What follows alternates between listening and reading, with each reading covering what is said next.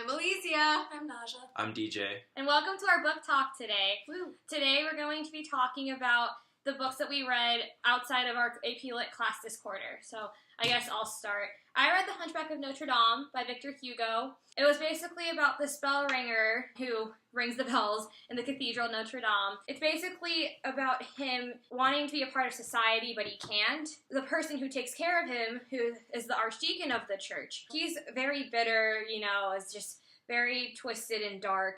And what really stirs, the plot line is when the bell ringer, his name's Quasimodo, sneaks out to be a part of this festival, and this gypsy girl saves him from all this trouble that happens.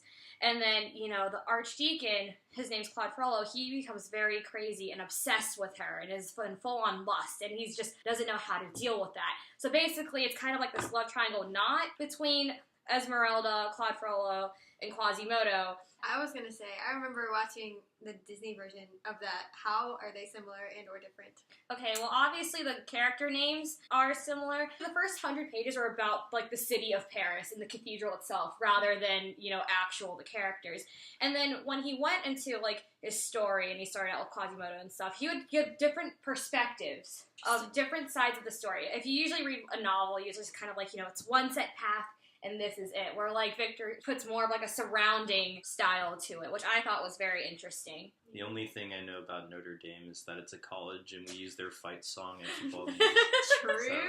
So. Would you have to say the book dives deeper into the views of society than the movie does? Yes. I really did like it. And then one thing that I thought was interesting, at one point, Hugo kind of went on this tangent almost, where it was kind of his philosophy about religion and men and how, sin involves with that and everything.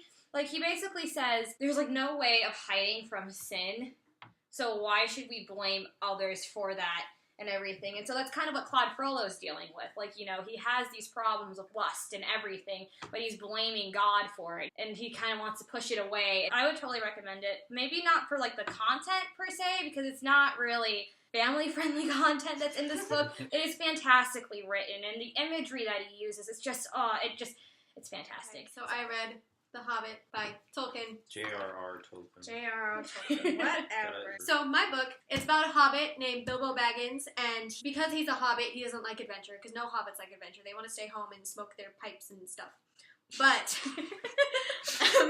I'm serious. So this wizard named Gandalf comes to him one day, and he's like, hey, I need you to be an adventurer on this quest. And one night, a bunch of dwarves show up at his house, and Gandalf shows up at his house, and he's like, what are you doing here? And then they steal his food, and he's really pissed. So then he figures out that they need to go on this quest, so the dwarves, they can get their treasure back from this evil dragon named Smaug, who has been, keeping their treasure at the Lonely Mountain for a long time. Along the way, Bilbo Baggins, he becomes a hero, and he learns a lot about courage and stuff, and they meet elves and goblins, and it's pretty cool. Obviously, it's better than the movies were, right? Yes. The book doesn't have Orlando Bloom, so how's That's it better? true, Legolas. He's amazing. But he's not even supposed to be in this book. Legolas isn't supposed to be here, but... That's true. Well, since this is part of a series, right, would you continue reading the rest of the series? Heck yeah. This is an amazing book. I love it so much better than... If you haven't read the book, read it. Do it. And there's pictures. Look at this one. Isn't it pretty? And then they have a map of Middle Earth. I think I just wrote a page. But anyway, cool book. Read it. So I read Fiendish by Brenna Yovanoff. It's basically this young girl who ends up in this house. That house ended up being burned down. She got locked away. To find out that years later, she's actually recovered or found by this guy named Fisher. And it goes off into this whole mystery of how she ended up in this cellar. Her eyes were sewed shut. But it's just about this girl trying to figure herself out, because you wouldn't think that it'd be that hard to sort of become yourself as a 17-year-old, but being locked away for so long and still having that childlike mind, it's trying to get into the motion of it all. Sounds really dark. Sounds pretty. Is there anything that really stood out to you, on how the author conveyed the story? Anything that you thought was very interesting or strange? I think that in a way it could sort of be tied back to your book with the whole societal views, because she herself, as well as her family and the guy that ended up finding her, Fisher, they're sort of like witches and warlocks Mm-hmm. because they're able to handle the craft, which is like a power. They can either bring things to life or they can kill them, but that ends up bringing on a whole other different type of world of all these like hellhounds and ghosts that pop over the place to feast on blood. It's dark, but it brings off like a whole nother light in a way. You don't recommend I read this book? I do recommend you read this book. Me? Yes. Okay. You know the music you listen to, DJ? That would be fine, honestly. You have a lot of people who necessarily don't remember her, and people just view her as sort of like this evil thing. And Fisher, even though he handles the craft, a lot of his friends view him as like this godlike person. Just like, oh, don't hang around these fiends, they only cause trouble, when they don't really know themselves that he is part of that. It's like broadening your views on how people can see another person without actually knowing. Yeah. For outside reading, I read The Curious Incident of the Dog in the Nighttime by Mark Haddon. Main character is this kid named Christopher. Christopher's like 15, 3 months old or something like that. He has some sort of behavioral problems. The author kind of intended it to be Asperger's or autism, but he never really explicitly mentions that. The book begins with a curious incident regarding a dog. Happened in the nighttime.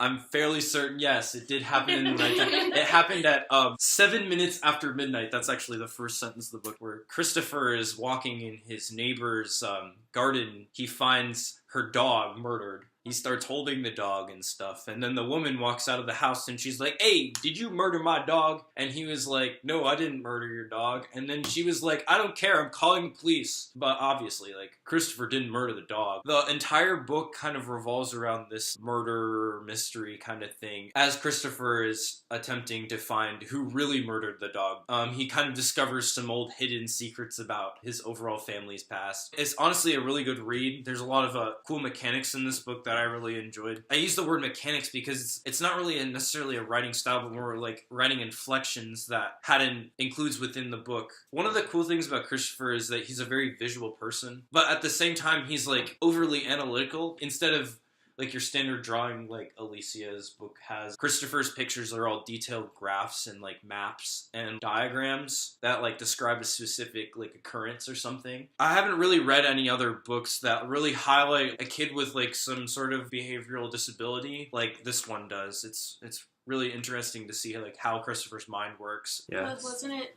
from Christopher's point of view? Usually if you're in that point of view, it's like you don't really realize that you are autistic. He understands the differences between him and the rest of society, but at the same time, it's being told from his perspective, so you get his viewpoint on everything, and you get his thoughts and stuff like that. And there are other mechanics, like there are specific things that might be bolded because they're important to Christopher in some way, or the chapter numbers are prime numbers because Christopher likes prime numbers more than regular number order. It's stuff like that that makes this book really special. And that's why I'd recommend reading it. Oh, I remember that being a good book. I remember other people saying, though, they were like, "Oh, I hate this book." I'm like, why? It was so good! The writing style can be kind of a turnoff, especially because he is autistic, so he runs on and like goes into crazy amounts of depth that aren't needed, but like I actually found it really enjoyable. It's pretty cool when you like get into the book and you figure out all the missing holes in the story and it all comes together. And it ends on a happy note, so that's good. That's always good. My book doesn't end on a happy note. That's So I think we're going to conclude with that. Thank you guys for watching our book talk. Remember to subscribe, click the like button. Bye. Oh my goodness. We're so Wise words. If you can't love yourself, how in the hell you gonna love somebody else? Exactly. Can I get an amen? Amen!